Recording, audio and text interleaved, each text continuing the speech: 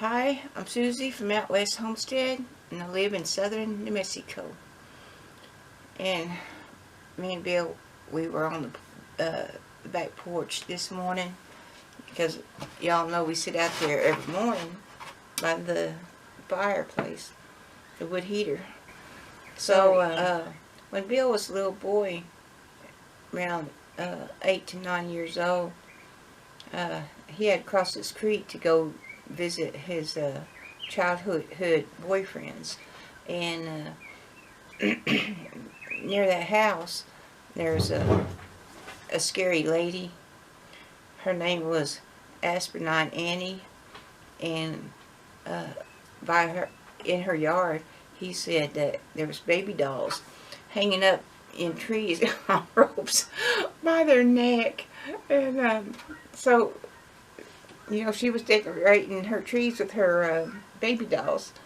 So he was scared half to death of her. He thought she was a witch. And so when he got by her house, he moved pretty fast through that creek. He got out of there. But he said, I think she was the first bag lady because she'd walk to the little community he lived. There was a store, and she'd walk to that store to get groceries. But she had a big old flour bag full of stuff.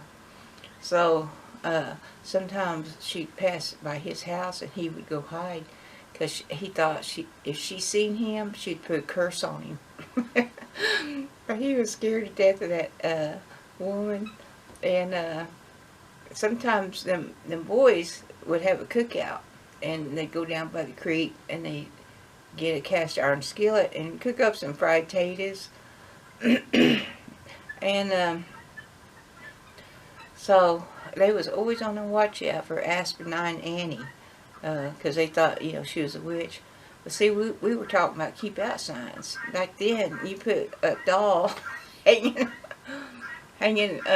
from a tree, you would not want to cross her property. But when we was growing up, we don't remember keep out signs like they have nowadays. A kid could go through fields and creeks and just go anywhere, and just don't remember no keep out signs. If you was crazy, a kid would stay away from your place. If you was a witch, you don't go into a witch's yard. But this place, and I know what he was talking about because I seen this dog. There was a dog, there was this road that Bill would go down, and I seen that dog too later in life. That dog's head was like this big. It was this big old fluff ball. It was a giant dog, great big dog. It was like Shetland pony size, and the fence of that dog was not very tall. So if that dog see you walking, here it come. It could leap over that fence, but I guess it was so big it couldn't jump. My goodness. So that's their keep out sign. They wouldn't nobody go in that yard with that dog. Oh, the biggest dog in the world. I swear, his head was like this. Just great big old tall dog. Well, when he stood at that fence, he was like this. And anytime you thought he was going to leap over that gate or their fence. But that's how people use their keep out signs. Back then, you either crazy or had a bad dog. So yeah, we're just talking about the keep out signs, and then he mentioned the Aspirin Annie, how nobody want to mess with her or go to her house, and he even said that there was a couple that still had horses and a wagon, so they would go to the store, but they never owned a car, and they kept them horses and a wagon, and they would go to the store in that wagon, no matter what the weather was or anything. You'd see that horses pulling that wagon, and I thought, well, that's something, for people still have that. But he said, yeah, they use it all the time when they went to the store or went somewhere, they use that horse and wagon, them horses. Anyway, I just want to tell you a little bit.